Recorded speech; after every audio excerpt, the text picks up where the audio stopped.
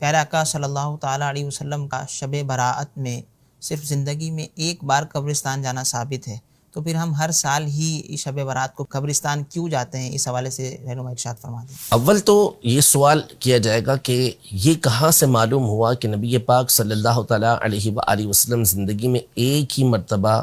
شب برات کے اندر یعنی شعبان کی 15ویں شب میں قبرستان گئے، اس کے علاوہ آپ کبھی تشریف لے کر نہیں گئے؟ ذکر ایک مرتبہ ہوا ہے کہ حضرت سیدہ عائشہ رضی اللہ تعالی عنہا کے گھر نبی پاک صلی اللہ علیہ وسلم تشریف فرما تھے، اور رات میں جب ان کی آنکھ کھلی اور وہ نبی پاک صلی اللہ تعالیٰ علیہ وآلہ وسلم کو دیکھنے کے لیے نکلی، تو نبی پاک صلی اللہ علیہ وسلم قبرستان کے اندر بقیع کے اندر تشریف فرما تھے۔ تو اس سے یہ تو لازم نہیں آتا کہ نبی پاک صلی اللہ علیہ وسلم اس کے علاوہ کسی شعبان کی کسی اور 15ویں رات کو آپ کبھی قبرستان کے اندر تشریف لے کر نہ گئے ہوں، ایسا تو کہیں نہیں ہے۔ اول تو اس کی دلیل ضروری ہے۔ دوسری بات یہ ہے کہ نبی پاک صلی اللہ تعالیٰ علیہ وآلہ وسلم نے قبروں کی زیارت کا حکم دیا، فرمایا کنت نہیتکم عن زیارت القبور فزوروها، کہ میں نے تمہیں قبروں کی زیارت سے منع کیا تھا لیکن اب تم ان کی زیارت کیا کرو۔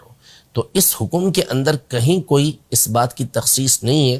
کہ آپ 15 شعبان کو قبروں کی زیارت کے لیے نہ جائیں، بلکہ جیسے اور دنوں میں جانے کی اجازت ہے اسی طرح 15 شعبان کو جانے کی اجازت ہے، اور مسلمانوں کا اس کے اوپر عمل بھی ہے۔ نمبر 3 یہ کہ نبی پاک صلی اللہ تعالیٰ علیہ وآلہ وسلم سے اگر اس بات کو ہم کہتے ہیں کہ ٹھیک ہے اگر ایک مرتبہ بھی جانا ثابت ہے تو جواز بھی ثابت ہو گیا۔ دوسرا، نبی پاک صلی اللہ تعالیٰ علیہ وآلہ وسلم نے جانے کی جو وجہ بیان کی وہ اس رات میں اللہ پاک کی طرف سے ہونے والی جو انعامات کی بارش ہے، اس کے اندر جو مغفرت ہوتی ہے اسے بیان کیا۔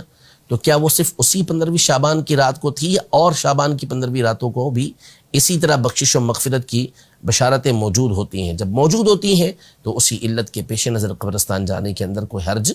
نہیں ہے۔ ایسے بہت سارے افعال نبی پاک صلی اللہ علیہ وسلم کے آپ کو مل جائیں گے کہ آپ علیہ السلام نے وہ عمل ایک ہی مرتبہ کیا، لیکن دیگر دلائل کی روشنی میں علماء نے اس بات کو بیان کیا کہ وہ عمل ہمیشہ کیا جاتا ہے، اور یہ عقلی طور پر بھی ہے۔ جیسے دسترخوان ہے جو عیسائیوں کے اوپر عیسیٰ علیہ السلام کے ماننے والوں پر نازل ہوا، ایک ہی مرتبہ یہ دسترخوان نازل ہوا، لیکن حضرت عیسیٰ علیہ السلام نے فرمایا کہ تکون لنا عید الاولین و آخرین، کہ یہ ہمارے اول پہلے والوں کے لیے اور بعد میں آنے والوں کے لیے سب کے لیے عید ہو جائے، جو موجود ہیں ان کے لیے بھی عید، آنے والوں کے لیے بھی عید۔ تو ہوا تو ایک ہی مرتبہ، لیکن ہمیشہ کے لیے اس کے لیے جشن منانے کے لیے، اس کو عید بنانے کے لیے حضرت عیسیٰ علیہ السلام ارشاد فرما رہے ہیں۔ اور یوں ہی ہر معاملے کے اندر ہوتا ہے کہ آزادی ایک ہی مرتبہ ملی وطن کی، لیکن ہمیشہ اس تاریخ کو جشن منایا جاتا ہے، خوشی منائی جاتی ہے۔ تو عمل ایک ہی مرتبہ ہوا ہو لیکن اس کے اندر استمرار یہ بعد والوں کے لیے ہو سکتا ہے، اس میں کسی طرح کا کوئی حرج نہیں ہوتا۔